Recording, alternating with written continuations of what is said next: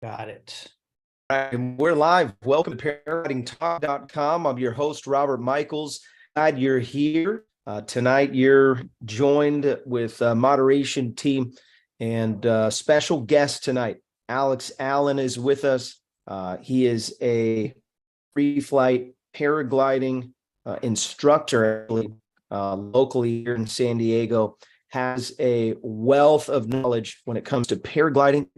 And he's got over 20, well, close to 20,000 skydives. He's a 20-year skydiving veteran.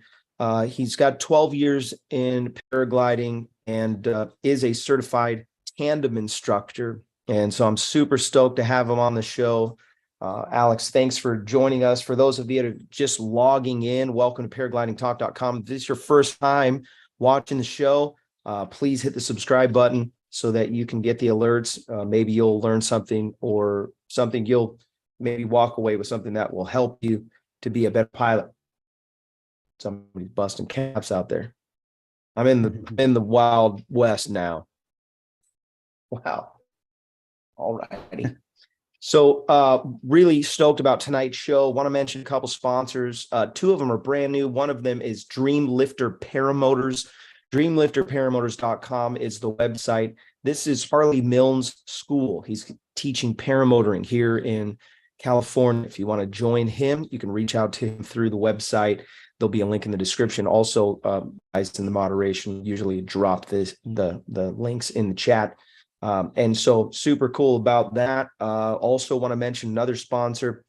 It's Andrew Fuller has this repair service for your gliders, and he also does SIV clinics on the other side of the country. So if you're over there somewhere, maybe south and east, I'm not sure exactly where he does all of his trainings, but he's actually gonna be on the show in a couple of weeks. Andrew Fuller's website is the paraglider-inspection.myshopify.com. If you want to send your gear in, that's a great place to do it. Also, the show's brought to you by PPG Smoke. Ryan Roberts has made all kinds of leaps and bounds in engineering things that are trinkets for our sport. Super cool stuff, really fun. Chase cams, lamels, the flotation in case you hit the water in your paramotor. He's got the smoke machine so you can inject some baby oil into your paramotor when you're flying around and smoke out the place, or make your own chemtrails.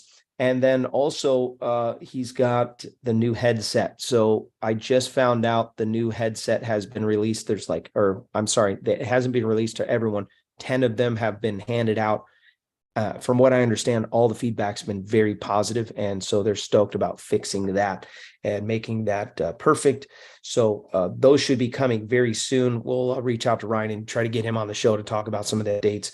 Also want to mention paramotorprops.com. They are a sponsor of the show. Paramotorprops.com. If you're looking to get the best deal on props on the internet, that's where you're going to find it. Paramotorprops.com. Alex, super stoked to have you on the show. Thank you for taking the time out of your day. I know that it was probably still blowing in at Torrey, and you said you had 6 tandems, which is good, and dusted your hands off to come and join us. And we were talking to you before the show, and he was like, "Yeah, and you could be flying at Blossom right now." And it's true. I probably would have if it wasn't for the show, because it looked pretty good out there. There was some OD in the backdrop, and so secretly I'm glad to be on the ground, because I don't want to get raptured in the overdevelopment. It was probably 50,000 feet. So you never know. So I want to mention Alex, his background, something I didn't say in the very beginning of the show. And if you guys are just chiming in, so appreciate you guys being a part of the show. Alex has been skydiving for 28 years and has just under 20,000 skydives. Also does some very exclusive training, and he's going to share a little bit about that. I want to just ask you, though, take us back to the beginning. How did you get into the sport? And talk a little bit about how you've morphed into paragliding world. All right. Can you hear me okay? Yeah. Okay, just checking, making sure. So yeah, it's kind of a funny story. I actually like telling this story of kind of what led me to where I'm at today with paragliding. And as I tried to explain to people, I kind of came at it the back doorway without realizing or understanding or knowing much about what I was doing. I started skydiving. My first jump was in July '95. So this July will be 28 years. I did a tandem, had no idea what, all this is about. And I knew after that first jump, I was like, oh man, I've got to do that again. So I pursued skydiving, learning how to do it. Started in Rifle, Colorado, moved down to Longmont.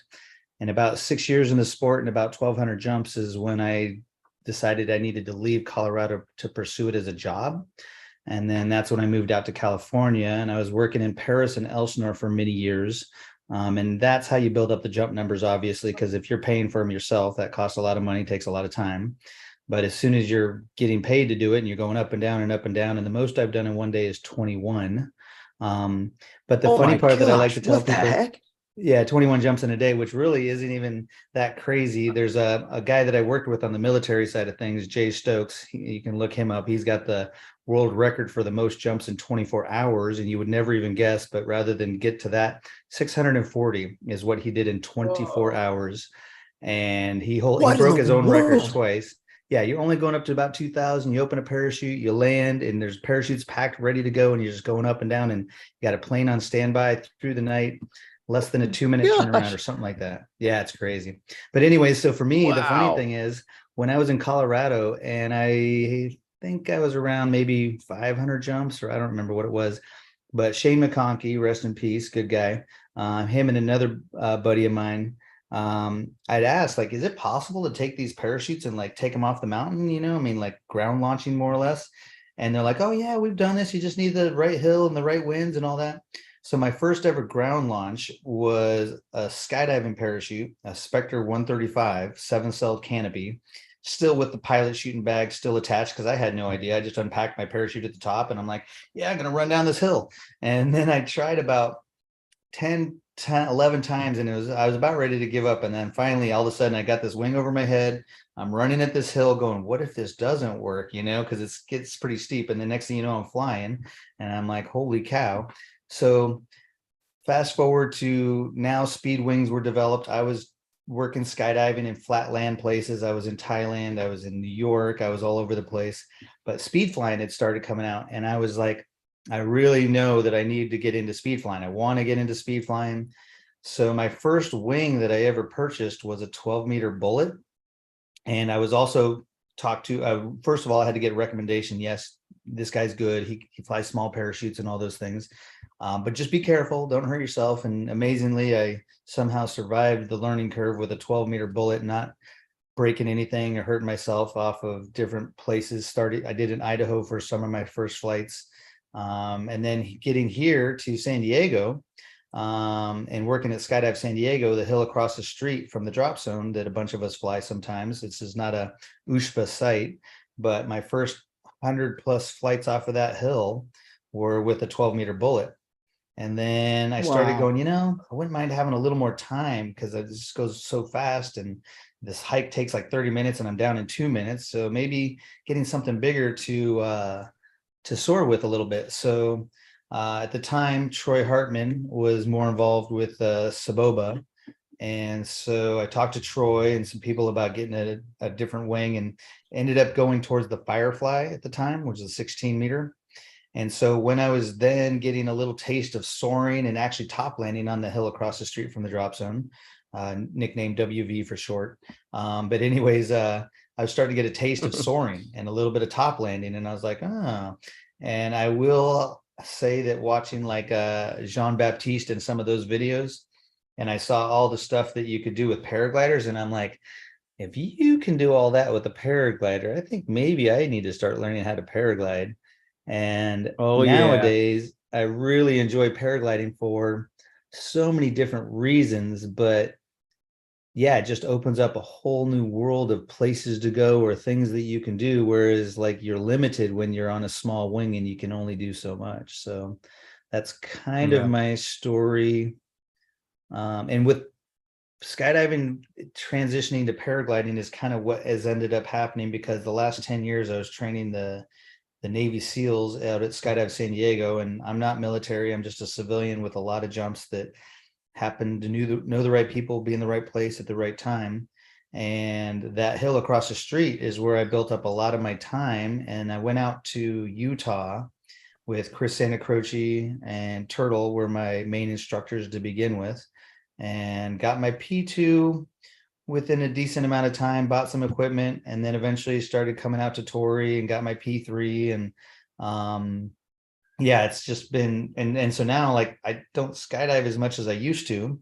The military contract that I was working got bid out by a different company, and I had the choice to continue to chase it, but it would have been more time away, and the pay was actually going to be more like a pay cut because of all the travel and stuff.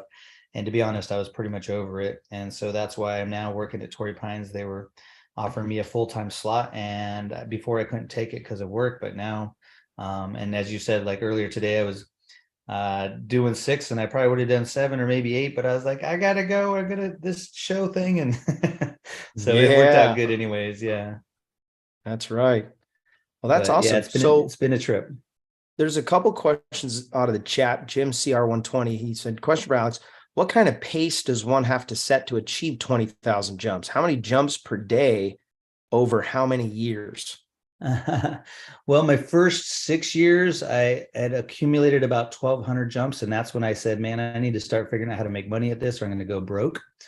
And then I Yeah. went to Paris, California, is where I first started load organizing, where they basically give you a free slot, and then you organize other experienced jumpers with lesser skill levels, and you're like the person leading the jump and all these things. And I've been paid to go to places like Thailand and Belize and other places where there's these skydiving events, and I was like the load organizer, getting paid to jump out of C-130s and all these crazy airplanes. But this is the Wow. way I try to explain it to people with that question. Imagine you have a full-time job, 5 days a week. You do 5 jumps a day for a week. That's 25 a week. That's 100 a month. That's 1,200 a year, and that's not even trying. As I said, most jumps I've done in a day is 21, but there's many weekends working out at busy drop zones like in Long Island that I'd be doing 17 or 18 jumps on the Saturday and the Sunday. And that right there is already Wow. blowing away the 25 a week average. And then when you go Yep. and work Monday, Tuesday, Wednesday, and you get another 10 and another 10, I've done almost 100 in a week. And I was just like, I need a day off, you know? But Yeah. yeah, so the most That's a I've lot done of in one year jumping. was about 1,500. Wow. Um, Wow. That's wild. and it's Jim kind of CR, similar with Torrey Pines, like when you're talking tandems and stuff like that. There's not too many right. operations that have that kind of a like revolving door with people coming in and going, and that you can just be like, oh hi, oh see you later, thanks, that was fun, oh hi, what's your name, okay, here we go, see you later. You Yeah, know? yeah, yeah, yeah. I see it Um, happen, man. yeah. There's another question from the same guy, Jim CR120 said, question for Alex, as you instruct skydivers into PG and PPG, what are the key similarities and key differences that you point out with your students to help them expect the right things? Okay, well, to clarify, I am only a tandem instructor. I did sit through a course to become an instructor. I was apprenticing a little bit. PPG Mhm. one, I've never done. I've taught several different friends, started helping them out with kiting. I've come to the realization that I have the utmost respect for all the instructors out there that are giving their time to teach the students, because it takes a lot of time and a lot of patience. And for me, the tandem thing just made it so much more sensible, because I'm just like, I can have fun with these people. And if they really want to learn, I can point them in the right direction and say, hey, go talk to these guys, or depending where you live, talk to them. Um, but I will say, as far as having other, like, because I used to be a ski instructor, I was a whitewater rafting guide. So I've dealt a lot with people and fear and teaching and how each person learns, because each person is a little bit different. Some are more hands-on, some are more book smart. Not me. I'm more of a hands-on person. But yeah, so I would say, as far as skydiving and helping it translate into teaching paraglider things, it's just more of just understanding that everything that we do in these type of sports and activities is currency and repetitiveness.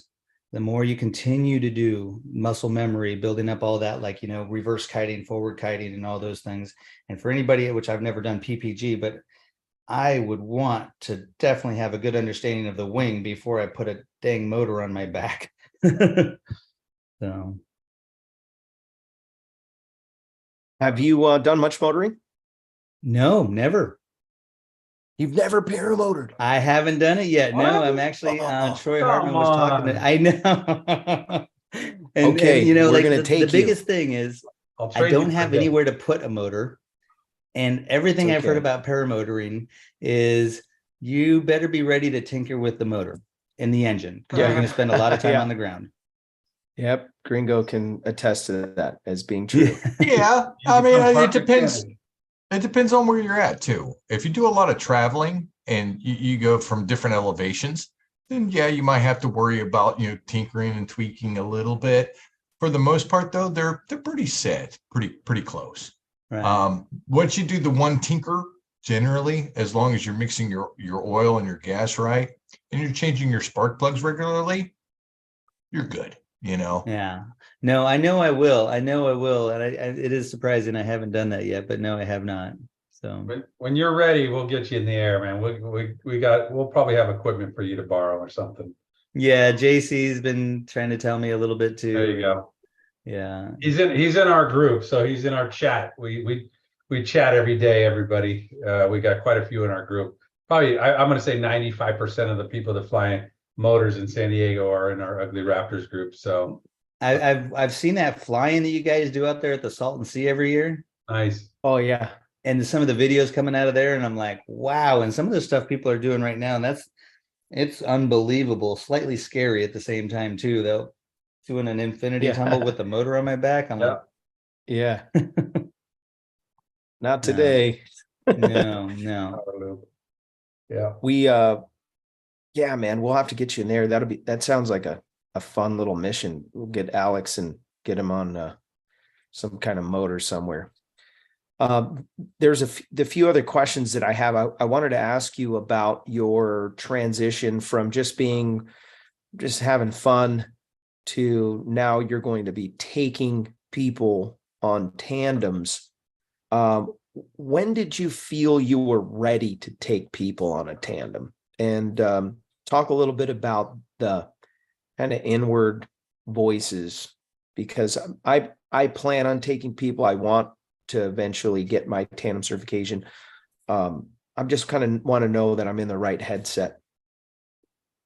For me, in skydiving, I said I would never do tandems. I just was like, no way too much responsibility.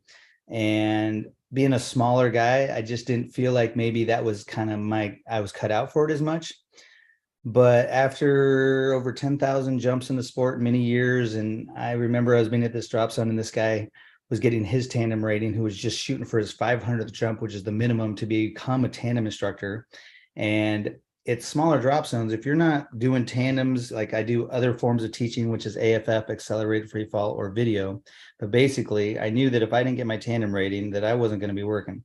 So long story short, I eventually got my tandem rating.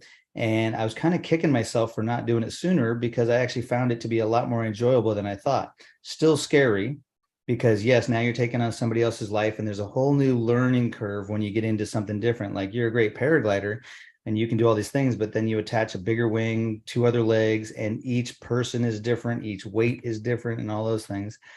But so anyways, I ended up doing tandem skydiving. And as I said, I probably have about maybe 4,000 or so skydiving tandems out of all my jumps. But as I was making the transition and starting to paraglide a lot more, and I was kind of getting tired of all that I just almost could see myself going, I could see in the future me doing tandem paraglide flights. And I was working out at Go Jump Oceanside on a weekend day, and just having issues with the management at the time. And I just was like, you know what? I need to get my tandem rating, because I'd rather be doing tandem paraglide flights than tandem skydives. And so for me, it was a fairly easy transition, just as far as having already done tandem skydives to go into tandem paraglide. But I definitely had my struggle in the beginning. I think my weakest point was inflation's in a strong wind situation.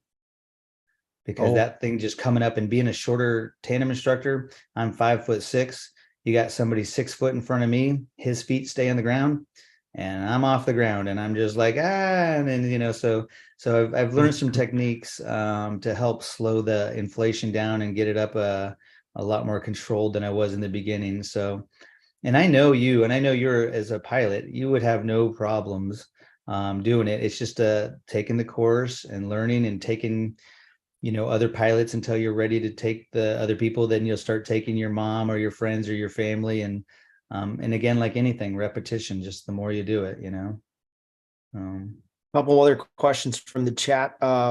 When did you start flying? Obviously, we know 12 years ago, but how different are the gliders from when you first started? You can talk about skydiving canopies and speed flying canopies, and then paragliding if you're interested in breaking those down. Yeah, backing up to like, and you know, it's the technology wave as it kind of came around with like skiing and snowboarding and all the things. Because when I first started skiing, there wasn't even snowboarding. And this is making myself sound old, but for anybody wondering, I am 53.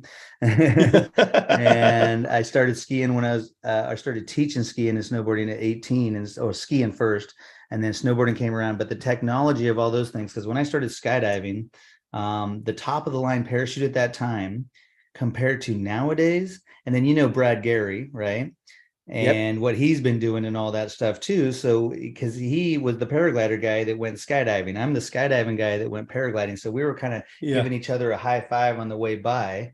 And he was out at the drop zone, and he'd see me out there paragliding on the hill, and he's like, you know, I used to work out at Torrey Pines. I'm like, no. And watching him and his progression, but the canopies nowadays that we're flying skydiving, and with the wingsuits that have gotten so big and go so slow, and our small parachutes going so fast. So that's been Brad's newest thing, and him and my friend Luca, and they're doing this XRW, as it's called, where the canopies and the wingsuits are all flying together. But so as far as paragliding goes, I entered this one a little bit later, so I'm sure many people could say a lot of the improvements that happened. But like my first wing, when I was learning through Superfly, I started with the low B, the Gin Atlas, which I still think is a great wing. And I remember talking to Santa Croce about, you know, little differences of this or that. And I chose that one over the other option because it had the sheathed lines. And being that we're in a very prickly, sticky, rocky kind of a place that wants to grab your lines, I figure all the protection I can from breaking lines is better.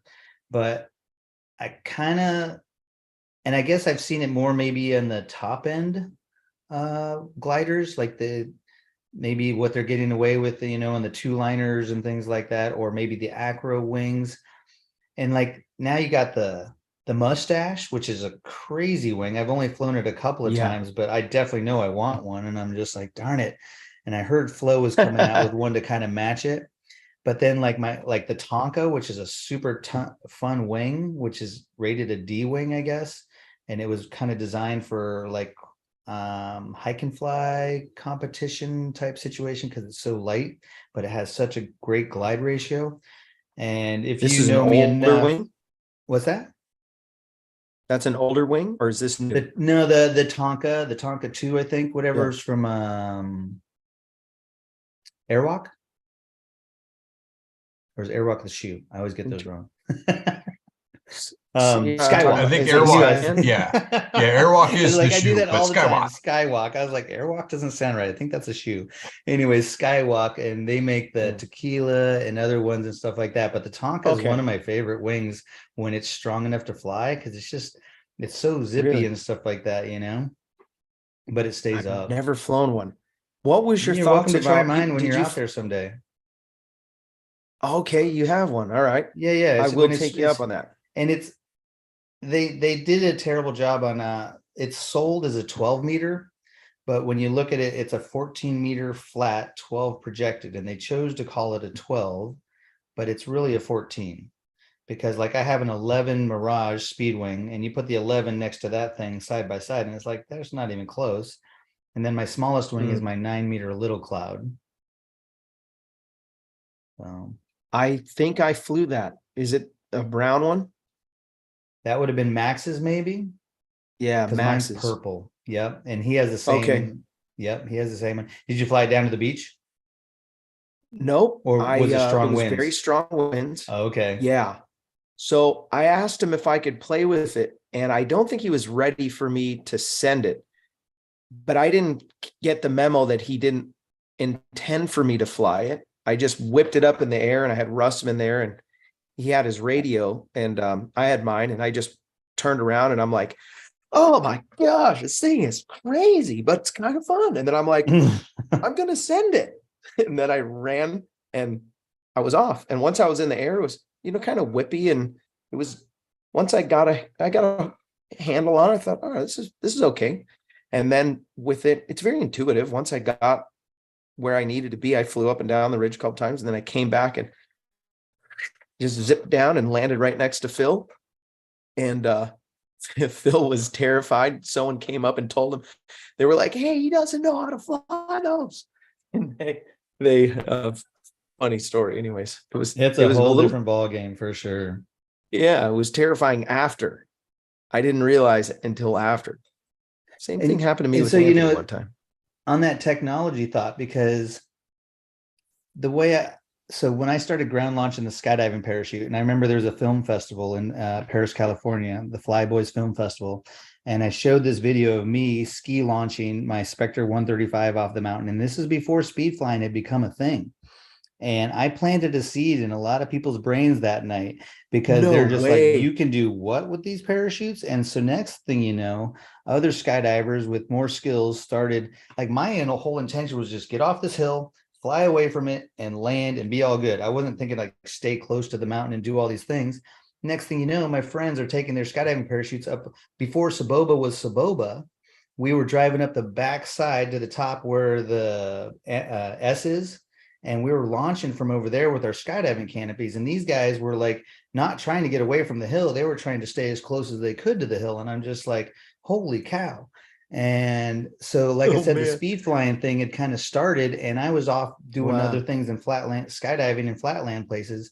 And so I think the paragliding community picked up seeing what the skydivers were doing, and the skydiving Icarus canopies they made the GLX, which was a similar type of ground launching parachute, but none of the skydiving canopies companies really picked up on it. And nowadays, some of the skydiving stuff has been taken away from paragliding. They came up with the mutant harness, which is basically where with skydiving parachute, you're hung up by your riser right here, and you got the risers going from a 3-ring system. Well, because we sit more into our chairs and we're kind of laid back a little bit, they came up with this system on a harness called the Mutant, where after you open the parachute, then you remove your slider, we're talking high performance canopies, but then you can basically do some adjustment that all of a sudden now you're kind of just like a paragliding system, where you're kind of more attached to the hips, so people can kind of lay back a little bit more, where if they're trying to be more aerodynamic, they can do that versus like trying to lay forward and do like this kind of Superman style position when you're coming in for landing. Yeah. Because that's what's terrifying to me. When you're coming in so hot and you're like an inch off the ground and it's just the bottom of your back, It's like, so it's funny because I was saying how I came at this from the back door, through skydiving, and I started speed flying. So for me, when I first started flying, I was comfortable with being close to the ground and fast, and that felt more comfortable. And getting into a paraglider and then getting up higher was just freaky. It's just super scary because you got this big wing that you don't feel like you have the control over, and it's talking to you every now and then, a little whap over here or something like that. It's like, oh God, I just want to get low to the ground, But now I know and completely understand that altitude is your friend, and we can do something if we have it. So yeah. We're gonna take a break and spin the wheel, give some stuff away. Oh, wait. Let's build the suspense a little bit, because there is a fly-in going on in North America, and a lot of people are there. We're going to give them a chance to let their 5G and 4G and maybe even 2G devices catch up with us. Maybe just a little while. Does that sound good to kind of mix it up, Robert? For those guys that like to think that, oh, well, I'll wait till after they spin the wheel to say anything. Somebody paid you to stall. Who was it? Yeah, we paid you. Well, I got an extra bowl of rice this show. I'm just saying. He said it was a lot of people say that it's rigged, Sean. I get that often, and it is completely random. I can assure you of that. I have absolutely no choice whatsoever. That's what someone would say if we're And rigging everybody the knows, giveaway. Robert, everybody knows that you're upstairs anyway, and that, you click the button to make it stop anyhow. Everybody knows that. I should go and grab one of the little trinkets that we're going to give away. Yeah. Oh, you're going to get one of these, actually, paraglidingtalk.com sticker. Yeah. And they are very good, UV protected. Guaranteed, if you put it on your car, no one will break into your car because they'll know you're really poor. And Yep. you're flying a 10-year-old wing, and Yep. And There's if nothing you of value in know the what paragliding talk is, I should do some kind of like a giveaway. If you have the sticker on your car, Ooh. you can get something. You know what I mean? Have them send a picture of it with them in the picture on their car. And There then, you go. put it on your social media. And make a twist where the person has to take the picture from the vehicle behind you. Yeah. Go ahead and set it up, Sean. We'll spin the wheel. Okay. Sean is a sponsor of the show, and the only thing that he asks to spin the wheel for all of you fine people is that you will hear his advertisement for his ground handling school. So it's Calamity Kite Clinic. So the spin of the wheel is brought to you by Calamity Kite Clinic. CalamityKiteClinic.com is his website. And so you can learn how to ground handle much better. If you don't know what ground handling is, just do a Google search on that. No, maybe don't do that. I don't know what you'll find on that. Ground handling is controlling your wing from the ground before you ever fly. And they recommend that you have like 30 hours before you ever take your first flight. So you're, picking up the glider, you turn around, pick up the glider, turn around. So Calamity Kite Clinic will help you to be a better ground handling pilot. And ultimately, it's going to make you a better pilot all around. So I've got very poor internet connection. I can't read any of these. I'm sure you guys can read them. So just let me know who wins. I'll read it off to you. I'll definitely read it off to you. Oh, so close. But I know who that is. Oh. Mm-hmm. If it stops. Mm-hmm. Oh, Jeremy, you were so close. Is it Jeremy liked this? No, it was, but it went to Eminem. Oh, Congratulations. I wonder who You is. did. There's so many ways that you can take it can be a no. Mm-hmm. It can be a yes. Mm-hmm. Yeah. It can be like, ooh, that's tasty. It can be not so good. It's just so much. You know what I mean? What did win? Won two things, actually. He's going to get two little trinkets. One of them, this little 3D printed.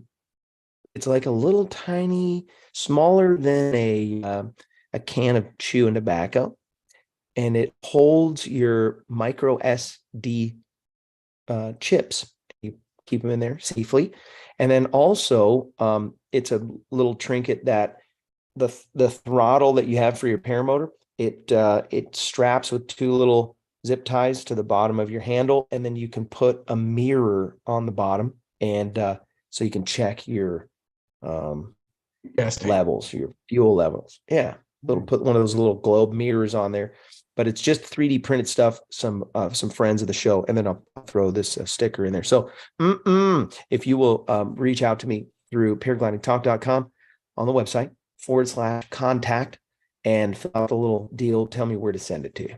I'll send that right out. Yeah, so appreciate that. Appreciate you watching. Also, the spin of the wheel was brought to you by Josh Bowden. Josh Bowden has a school in Nebraska PPG, And if you want to sign up for some training with him, now's the time. They've got a great thing going on over there in Nebraska. He's got a great field. He's got just a whole group of a crew that helps him to train. And he's been doing it for a long time. So he's got some really good record. Like his track record is really good. Most people that come out of his class become celebrities. So if you want to be famous, you just got to go through Josh Bowden. That's how that goes. Also want to mention Lone Star Paramotor, LoneStarParamotor.com is the website. If you're in the Lone Star state of Texas, you want to get some paramotor training. Ron Turan runs the school out there. He's got a great team. World-class training, LoneStarParamotor.com. How long should someone wait to get their tandem certification, whether it's motoring or free flying? Go. I mean, for me, the question of people ask all that, how long does it take to learn to paraglide? And there is no answer or number, and each person is going to be different. I'm like, well, you have to show skills. And so, first you're going to be doing the ground handling. And once they see that you're doing that, then you can do the next step to get on to the next step and all that to get to your ratings. And then as far as becoming a tandem paraglide instructor, well, we know you have to have a P4. So if you don't have a P4, well, there you go. There's your first goal. And then you basically will sign up with a instructor in a course that's going to take you through what you need to know about doing tandem paraglide flights. And if your skills aren't there, it's going to tell you, and then maybe you have to tell yourself to be a little more honest and say, I think I need to back off a little bit and work on my own skills a little bit more.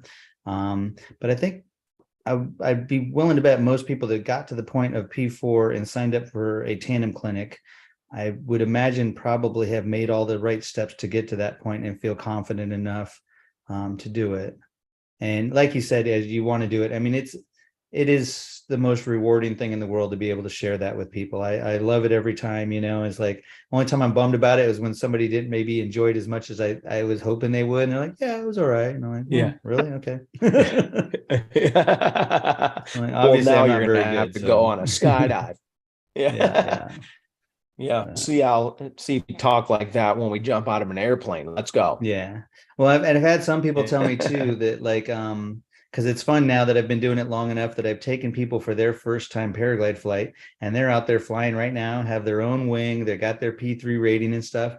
And the stories that I like hearing from some of them is just like, yeah, when I did flying with you, I was never really nervous. I thought it was all good. But as soon as I started getting out there by myself, I was like, oh yeah, and they're all like gripped and stuff like that. So yeah. Yeah. Life in your own hands now. Mm-hmm. Yeah, you should be scared. And then anybody that's been in these sports long enough has, people always want to hear the stories like, what's the craziest thing that's ever happened to you? Or, tell me something. And I'm like, and if you're pretty attentive and you're a fair weather flyer, you can stay pretty much out of that danger zone if you don't push your luck too much. But you start to get to be a little more comfortable and the winds are picking up and you're like, yeah, I'm fine. And next thing you know, they picked up a little more than you're not fine. And now you're going backwards and speed bar, big ears, whatever you got to do, and going, oh God, if I could just get down, I promise I'll pay attention better next time. I won't do this again. I was like, I won't be bad ever again. Yeah. Yep. So I had a crazy story. Go ahead. Oh yeah. No, that's what I was going to get. No, I was just going to say the crazy story I had, which stories. had nothing to do with the weather and all that stuff, but I was just in Guatemala for the winter, and I've heard of this story happening before, but I had an encounter with a red-tailed hawk, and he got my wing 5 different strikes and tore it up pretty decent.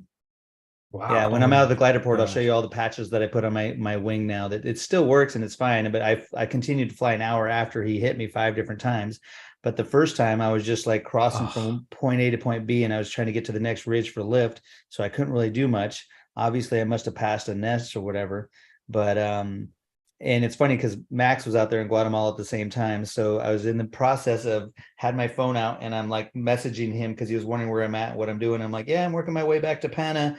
And then I heard that, and I'm like, okay, whatever. And then all of a sudden, whop, and I'm like, what the heck? And so next thing you know, I had my phone out. So I'm like actually trying to film him with my phone as he hits me a second time. And then I'm like, what am I doing? I need to put this thing away. And I need to start like, but I couldn't really do much. And the craziest one, I think it was about the third or fourth time he hit me, but he went up like a couple 100 feet or 300 feet or so. And he went into a full dive and was just coming right down at me. And I'm like, you are kidding me. I'm like, you are so not gonna. Oh my God. Bam. And then he just like, and then that one I could see my top skin close to my center cell get a chunk out of it about like this. And I'm like, Oh my dude, you're messing gosh. my It's wing like up. a I was just like, kamikaze hawk. yeah, it Yeah. wasn't cool anymore. At first it was like, oh wow. And then I'm like, no.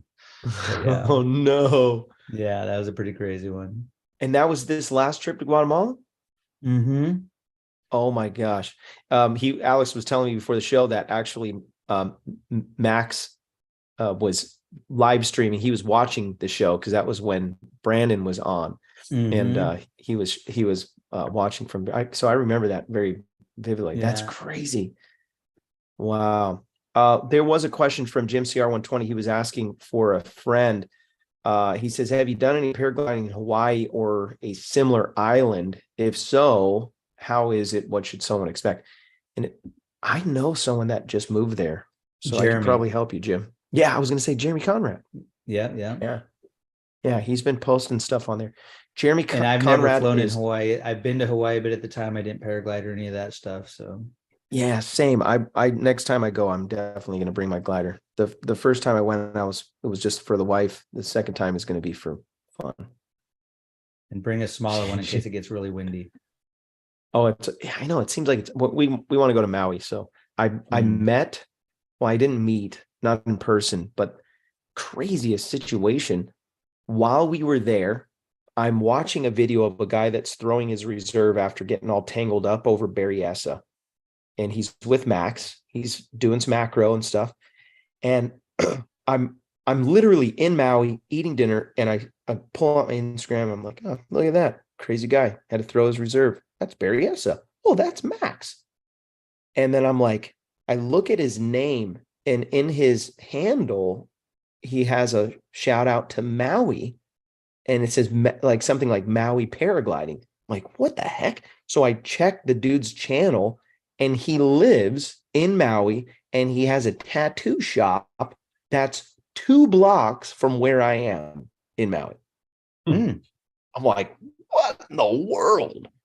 That was crazy.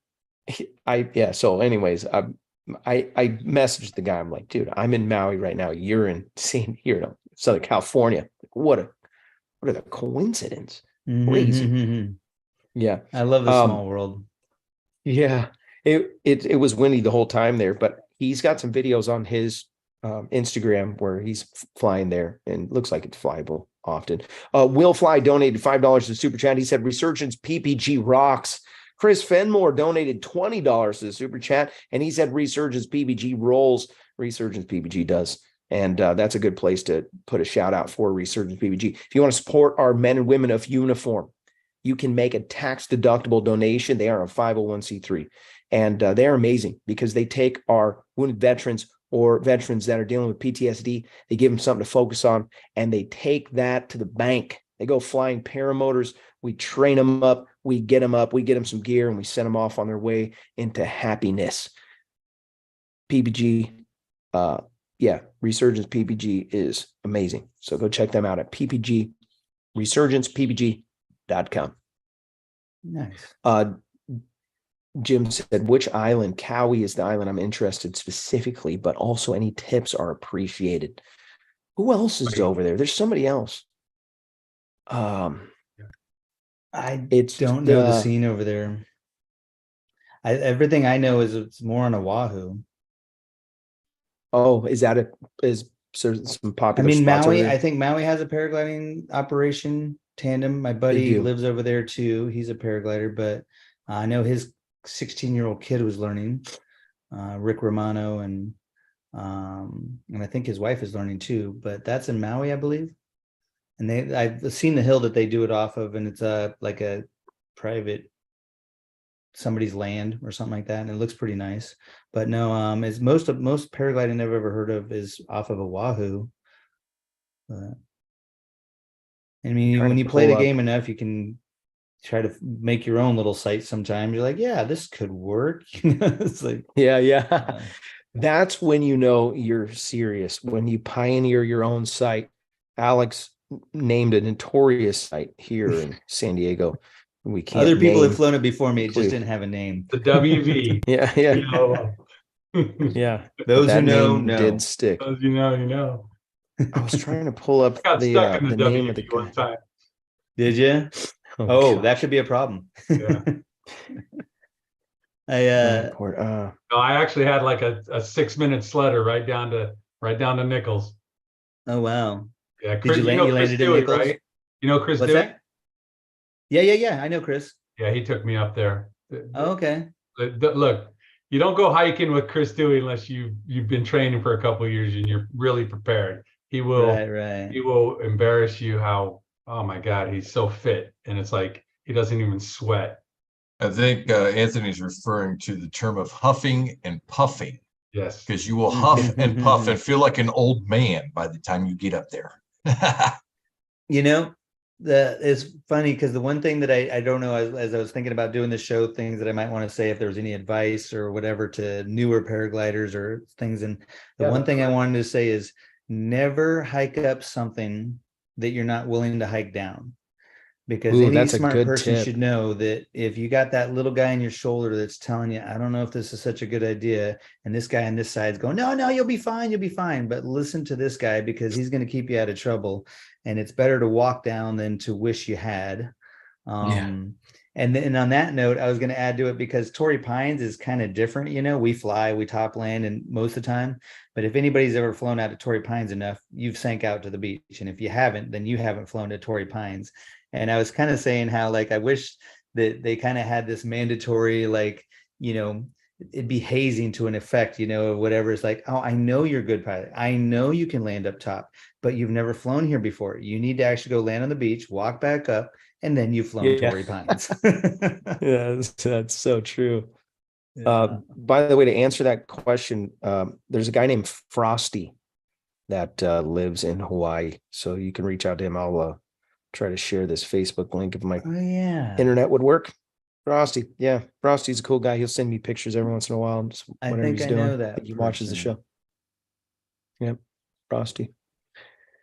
Yeah. So, Danielle let's talk a lives little out bit there, but about. she doesn't paraglide anymore. Oh, that I know okay. of. She used to teach I'm at not Torrey. sure who that is. Really? Yeah. She doesn't paraglide anymore. Well, I mean, she does, but it's very far and often. But she's not involved with it out there, as far as I know. But she Wow. used to teach at Torrey. Wild. That is super cool. I just can't imagine not flying anymore. Like, I guess there comes a place where you might just not want to do it anymore. If it's your job, I have heard if it's a job, you can burn out. Then it's time to take a break for sure. I mean, that's been my motto in life. If I'm not enjoying what I'm doing, I need to change things up. And yeah, the military contract that I was doing for so long, I was definitely coming to the end of my my time with it. And so the fact that it actually picked up and left before I could even quit in a way was actually worked out really good for me to say, oh, it's been a good 10 years and I'm happy to move on and yeah, my next chapter in life. Yeah, that's exciting. Just going from one, it's inspiring to just go from one thing that you find joy in to the next, from, you know, skiing, snowboarding, whitewater rafting. It's pretty interesting that we've had some guys on the show that are what I consider pioneers, and you're definitely one of the pioneers, whether you want to admit it or not. But you think about, you were one of the first people to speed ride that you knew. So, and you may not have been the first one to put skis and grab a wing, but it's, you know, you were at that time the guy. You know, we had who was that from Utah? Wow, Steve Mayer. Oh yeah, He was on the show. Cloud9. Yeah, Cloud. He's a champ, and he's one of the pioneers of speed flying. I would argue he's got just a real wealth of knowledge. I need to have him on the show again. I wonder if he'll come back on. Yeah, he was awesome. Talk about a time that you were out of control, or maybe a situation that you got yourself in and you were you had to make some quick decisions, or something that you can bring to the table that someone can learn from and not make that mistake and be a safer pilot. You ever been out of control, or like some guys will share stories of clouds suck and Yeah. or Scary laundry long. costs. Yeah, I can Yeah. think of a couple of times, and mostly it was strong winds. I saw the signs, but I didn't pay attention to them, and I didn't react quick enough. One was out at the WV across from Skydive San Diego, and I could see the lake, the ripples, the whitewater cap starting, and I was like, "Ooh, I need to get down," but I just was going to do a quick little top landing and then go or something like that. And then it hit, and I was going up and backwards, and I had full speed bar. I mean, full on standing on the thing out of my harness, full on big ears, and I was holding for a while. And eventually I started gaining, and I was almost going to land on the side of the mountain at some point, but then I let go of the big ears, and boom, I'm all of a sudden back up. I'm like, nope, back to big ears. And eventually I pushed out in front, and I did land at the drop zone, which if you're not supposed to do anyways at this point, because there's an operation out there. So land on this side of the street if you ever go out there. But in any case, yeah, I did make it to the drop zone. And just as I was coming in, I had a 50% deflation on the right side, and I still had a half a wing, and I flared and everything was fine. But the people were on the ground and were just watching. And even skydiving operations had stopped because people landed and they were all over the place. And there was it was a crazy storm. But the biggest thing is just, it was the middle of the day, wrong time of the year. And the reason I went, because I was working at Skydive San Diego that day, but we only had one plane. And I landed on a jump, and they're like, yeah, you're on a 2-hour call or something ridiculous. Like the next jump you're doing is a long ways away. And I'm like, I could walk up that hill and go flying in the time that thing happens. And I'm like, I'm going to go That's up what that I'm hill. going to do. And so I just marched up there. I took off from a halfway point, and then that's when I said I saw that water changing, and I should have just headed straight out right then and there. But I ended up trying to continue on a little bit further, and that was a mistake. But yeah, so just pay attention to the conditions, the time of the year, and I didn't do all those things. And then the most recent one that was kind of stupid on my part was in Guatemala, and it was my second week there or so, and I'm flying the site that you fly off of Panajachel, which most people, that's the normal site. And I'd made it around this corner to another town, San Antonio, and I'd done that a couple of times, but there's another mountain that was further on the other side of the town that just connected. And I'm like thinking to myself, if I could just connect over to that next mountain and get up a little higher. And while I'm heading that direction, I'm just kind of sinking, and I'm like going, and I'm looking down at all my outs, and I'm like, this town does not have any great spot to land. There's just compacted buildings, power lines, trees. There's farm fields, but they're all farm fields, and they're kind of got these little stair steps to them. But I'm feeling like even if I go a little bit further, I'll turn around if I can make it, and I should be able to connect back to this other mountain that was behind me. And anyways, eventually I made it to that little ridge, but it wasn't doing anything, and I was already too low. So I said, okay, I got to turn around. And now I'm turning around, and I'm running backwards, and I'm still just sinking. I'm getting nothing at this point. I'm like, Oh, and no. now I'm looking, and I'm going, I put myself in a bad situation. And so up until that point, I'd never had a water landing. But basically, I was looking at the rocky shoreline. No, there was a couple of docks that if I would have been really pinpoint, I could have landed, but it was also private property. It wasn't like, and so I saw this one little chunk of land that I'm like, maybe I can get to that, which wouldn't have been really a great option. And I was kind of in a little bit of a wind shadow from this little out point that was just ahead of me. And so I got just a little bit of that weird air, and I just knew there was the in back of my head the whole time. I was like, if I have to, there's the water. And luckily it was a freshwater lake. So when I did land in the water, I was really close to shore, and there were boats out there, which did come actually and check up on me after I'd already made it to shore. So I kind of knew that if I do need help, there's people not too far away. And as soon as I landed in the water, plenty deep, and swam myself right back to the shoreline, I was like, okay, well, I completely put myself there. But I think as many mistakes as I made, the last decision to choose to land in the water was my best decision, because worst case scenario, I got things wet, but I walked away. So Wow. yeah. Gnarly. Yeah, there's a video on my Instagram page of all these landings that I did while I was in Guatemala, from the different places and stuff. And so yeah, it's I chose my little business name that I'm kind of working on, Free Fly Adventures, to change my Instagram to that. But you can see some funny ones on that, and also flying off of Acatenango, the volcano, taking off from about 12,800 feet, and having Oh an yeah. active volcano off to your right, Fuego, was the highlight of my trip without a doubt.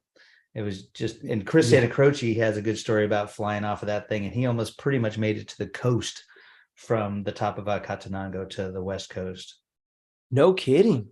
Yeah, and Was I he found there that at the out same time after you I guys did what were I there? did. What's that? Was he there when you were there? No, but the Oh. guy, somebody put me in touch with Kell and said this is the guy to talk to. He's a paramotor pilot, also does paragliding, but he's focused more on paramotor. And he's a very good weather guy. And so people gave me his information, said, talk to this guy. He's the one you want to talk to about trying to fly off of this volcano. Because I heard about the volcano, and the one next to it that everybody goes and pays a tour company to get up with them, and you can camp out overnight at the base camp and to watch this volcano that erupts every 15, 20 minutes, some smaller, some bigger, but at night it's just red. It's like 500-foot plume of lava shooting out of this top of this cone, and then when it hits the mountain, it's just like going down like a slow avalanche on all sides, and it's just red, and you're just like, wow. And so then I heard from somebody that you can actually fly off of the volcano, not that one, but the one that you're watching it from, Acatenango. And as soon as I heard that, I was like, okay, this is my main goal while I'm here in Guatemala, is that I want to be able to do that. Yeah. And so Kell was the guy I was in touch with, and I waited and waited and waited. And in about 3 weeks, he was like, okay, so the window looks like Tuesday, Wednesday, or Thursday. If you can go on those days, I think you'll be good. And then he would help me out with a lot of other logistics, but because I was a solo pilot, it made more sense that I just found a company that I joined with. And it was so crazy because I'm hocking up with my paraglider, and I'm like going, I hope I don't have to walk down this, but I was willing to walk down if I had to. But yeah, I was super stoked to not have to do that 4,000 or plus descent walking with all my gear. That would have been brutal. This show is brought to you by maxacro.com. Maxacro.com is the website. If you want to get an SIV training going, and we're that's already the 657. Yeah.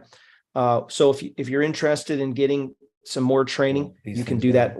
Maxacro.com. Also want to mention Let's go to switch to speaker. Alex has a school, so or a school. He's got if you want to get a hold of Alex, maybe you want to go on a tandem. His Gmail is freeflyalex@gmail.com.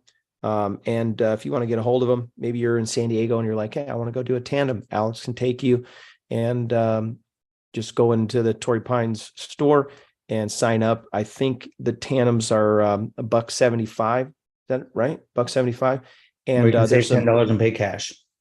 Oh, you can save $10. So $165 if you pay cash, and you can sign up for. There's a photographer that'll be out there taking pictures of you, and then also they will hand you a GoPro. You can get video of your flight that they'll upload, and for a nominal fee. It's super cool. And then also you can get if you're interested in taking it to the next level, Torrey Pines Glider Port's a great place to get training. So yeah, if you want to reach out to Alex, is it okay if I give him your phone number, Alex? Of course, yeah, I'm open. Yeah, 631-680-1943. So Alex, I really appreciate you coming on the show, man. Super cool. Thank you for great having stories. me. It was great guest. Hopefully I didn't talk too much. Stuff. Oh no, it was amazing. It was perfect, man. You're really good. Good. They want to hear you, not us. That's right. Well, I know you've had so many incredible pilots on here, so I feel honored to be part of it, and thank you so much.